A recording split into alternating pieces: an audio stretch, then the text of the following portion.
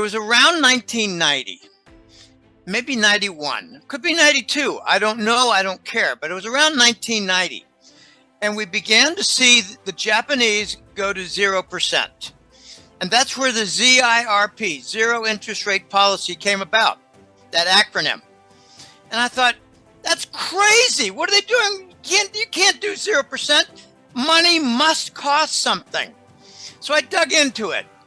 And I used to read Barron's more than I read Wall Street Journal.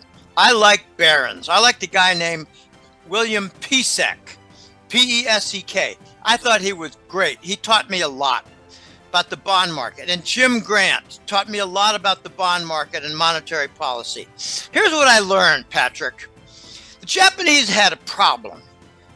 Welcome to Economy Express, where we bring you the pulse of global finance with clarity, depth, and the insights that matter most to your investments.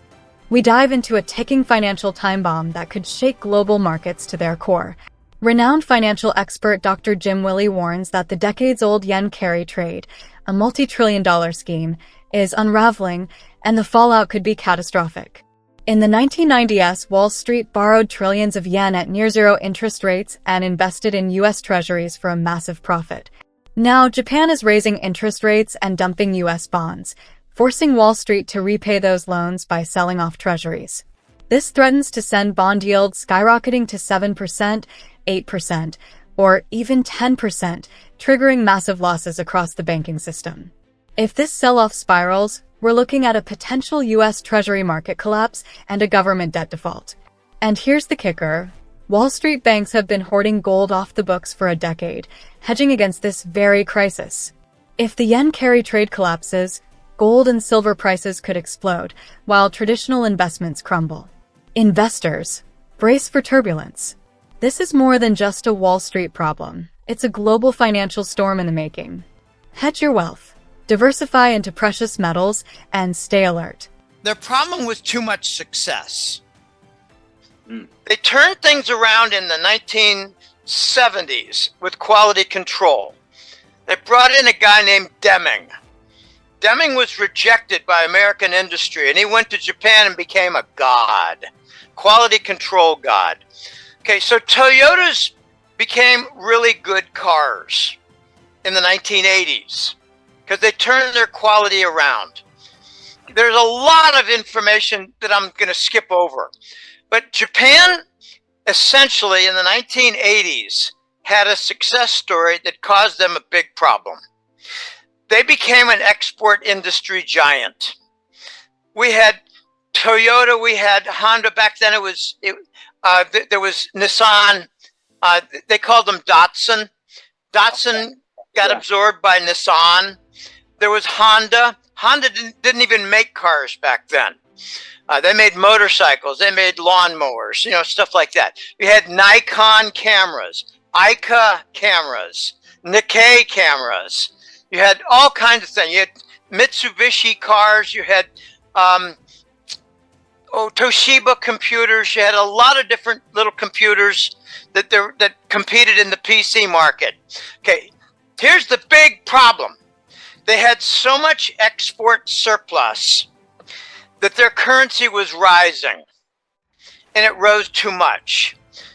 And always remember, Japan is on a short lease from Wall Street and the U.S. government. They are a vassal state, along with Germany, the losers of World War II, or so we're told. So we're told. There's a lot going on behind the scenes. We won't get into that. But Japan appealed to the United States, said, what are we going to do? We got too strong a currency. So the United States said, why don't you start spending money like lunatics with construction projects, roads to nowhere, bridges to nowhere, ports that aren't used, highways that, kind of like the Chinese empty cities, but Japan invented that. They had roads to nowhere. And there weren't even controversies about where's this going. It said, well, it's a road to nowhere. Don't worry about it. We're making jobs. What they were doing is they were producing deficits. And now Japan has a bigger deficit compared to their GDP than the United States does. Okay, at the same time, the United States had a real big epiphany. Why don't we drive down your interest rates? Okay, little known to a lot of novice financial types is that the currency is largely a function of the interest rate for the country that owns the currency.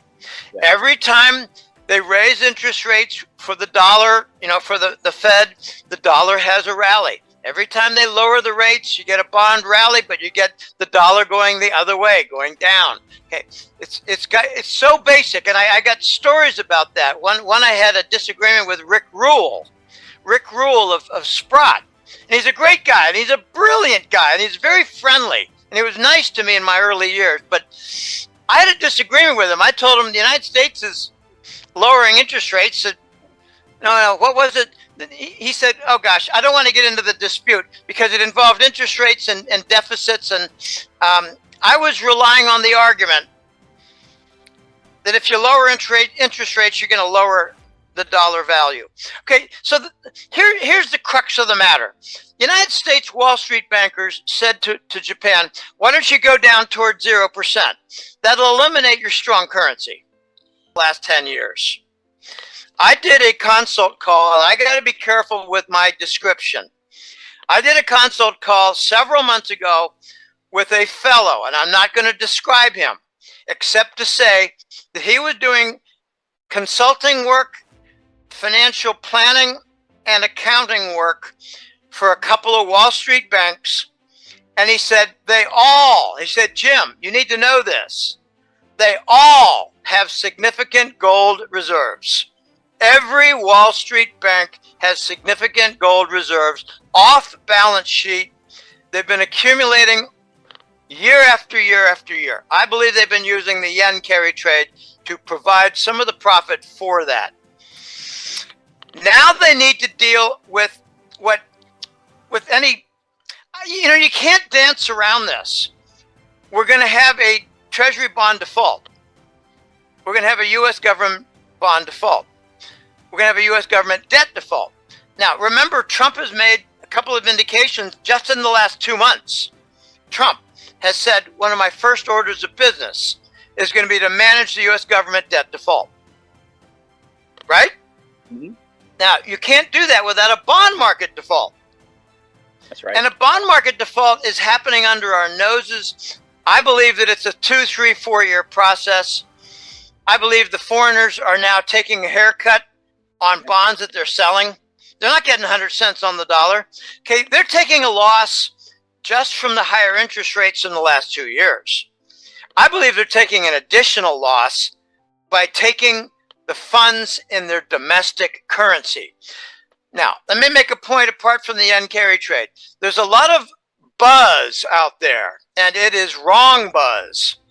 The wrong buzz is saying that foreigners are selling treasury bonds and the money is going to come back to the United States and cause inflation. Well, that's just dead wrong. If France or Norway or Saudi Arabia or UAE or other countries are selling treasury bonds, they're taking their domestic currency in their own banks. It's not coming to the United States. Right. The risk for price inflation in the United States is no buyers of our current operating deficits that we monetize. I'm your host, and today's report dives into a complex, high-stakes scenario involving Japan, Wall Street, and the United States, a financial story that could shake the foundations of the global economy. This analysis comes from none other than renowned financial expert, Dr. Jim Willie, and trust me, investors, you're going to want to pay close attention to this one. Let's set the stage. It's the early 1990s. Japan, after dominating global markets with its high-quality exports, finds itself in a conundrum. Their currency, the yen, is skyrocketing because of their massive trade surplus. This is a time when Toyota, Honda, Nikon, and Toshiba were household names, dominating industries from cars to cameras to electronics. Japan's success was so profound that their currency's strength became a problem. Their goods were getting too expensive to compete globally. Faced with this challenge, Japan turned to the United States for help. The solution? An unprecedented economic experiment, the zero interest rate policy, or ZIRP. By slashing interest rates to near zero, Japan hoped to devalue its currency and make its exports competitive again. But behind this policy was a more sinister twist. So they did. And Wall Street stepped in and began, I hear 2 trillion, okay? 2 trillion was borrowed over numerous years, borrowed from the Bank of Japan at near 0%, and invested in the United States Treasury bonds. Now, did the U.S. sort of coerce them as a vassal? Yes. Something they didn't really want to do. I don't think they wanted to do it. I thought they realized, I think, it's my opinion, they realized that that's a disastrous policy if kept for multiple years. Yeah. But once the Wall Street crew got in there with, I just call it the $2 trillion yen carry trade. And back then, we're talking about 1990 decade, so we're talking about, 5, 6, 7% long bond, and maybe 0 or 1% Japanese borrow. So you got a 6% delta. They call it the VIG. Yeah. The delta is 6%. And if you let's not put leverage on it, okay? I mean, if you put futures leverage on it, you can amplify it by 20-fold. And obviously it's what they did, okay? Of course. It's what they did, and they always claim, well, we know how to do this. This is our science. We have the brain power. We have the computers. We have the models. We have experience. Okay, so let's just say they were making 100%. Okay, leverage off 5 or 6, 20-fold is 100%. They're making 100% on a $2 trillion trade. Now, for those who think these are wild numbers, you're dead wrong. They're actual numbers. They're actual numbers. Wall Street was earning hundreds of billions of dollars on the yen carry trade, and it never went away. So now, so just to specify really quickly, and then I'll let you continue. Yeah. The carry trade, the basic principle is to borrow against. Can you just explain the basic principle? I don't want to mess it up. Just you borrow at 0% money, and you invest on 6% return in the and you treasury capture bond. and you capture that VIG like you were talking about. And you try to make sure that the currencies don't swing. Right. But Because they are. that's the risk. That's the risk. They are. That now they are. Got you. Okay. They are. Continue. Go ahead. Okay. Now you have a discount on what they borrowed because the yen has gone down 20%. The yen has gone down 25%. So the yen carry trade is making a lot of money and is presenting a climax for the Wall Street managers of the yen carry trade. Now, there are a lot of mysterious parts to this, and I can't say that I got it all figured out. I got the rudimentary parts. Right now, Wall Street is thinking Japan is starting to raise interest rates. Japan is abandoning the Treasury bond. They're selling Treasury bonds. They're raising interest rates. They are buying gold. They're causing a problem in the gold market along with China. We need to close out the yen carry trade. So they need to pay back Japan. And remember, in the news we've had in the last week that the Federal Reserve is entertaining the notion of supporting Japan for assisting with their currency. How do you do that? You buy back on the yen carry trade. You see? That's where it figures in. Now, I heard a couple of analysts make a comment in the last week, just the last week, that a disaster is building now in Japan, and it's going to spread to the U.S. financial markets. Let's just say Wall Street banks. There's a disaster building in the Japanese financial system. Mm-hmm. Could it be the end of the yen carry trade with the Wall Street bankers buying back, closing out their yen borrowing, and lifting the yen? Okay, they need a lift in the yen. They're going to be asking Wall Street, pay back on the yen loans for your yen carry trade. Pay back the $2 trillion. Even if it's $1.5 trillion, it's a big amount of yen to pay back. Now, that's only half the story. What's the other half? They have to sell the treasuries. The Wall Street crew has to sell the treasuries. Okay, I do not believe that locked in the $740 billion of unrealized, let's just call it bank asset losses. Mm-hmm. They're treasuries. Come on, get real.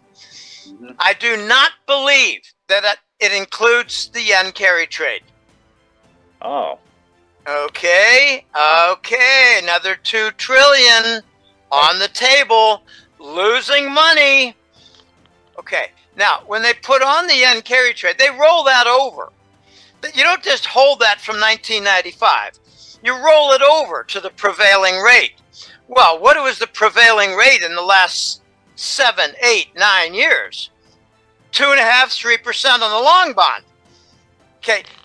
My point is that the other side of the yen carry trade is a disaster for Wall Street. Closing out the yen carry trade and selling treasuries that they were earning 6% over their borrowing rate in Japan. Mm. Okay. Wow. Why doesn't Wall Street do it? Because it starts what's called the convexity principle. Once it begins, they lose control. If one or two Wall Street banks, okay, I made this point a month ago and 2 months ago, that if one or two big Wall Street banks start selling treasuries, the bond yield is going to go up, their losses will increase, and it'll encourage the other big banks to sell. And before you know it, they lose control. We're up at 7% on the long bond, and it could go higher. It could go 8%. It could go 10% if they lose total control. Now, add to the mix, closing out the Wall Street yen carry trade with $2 trillion on the table, borrowed from Japan, and managed all these years. We're talking about almost 30 years. Mm-hmm. Okay, I believe that has produced off-balance sheet profit for Wall Street. What have they done with that profit? I believe they've been buying gold. Welcome to Economy Express, your go-to destination for all things economics and finance. Whether you're an experienced investor, an inquisitive student, or just someone who wants to stay ahead in today's ever-changing economic landscape, you've come to the right place. Now, let's get into the details of our news. Wall Street saw an opportunity, a colossal, profit-laden opportunity known as the yen carry trade. Here's how it worked. Wall Street banks began borrowing trillions of yen at nearly 0% interest.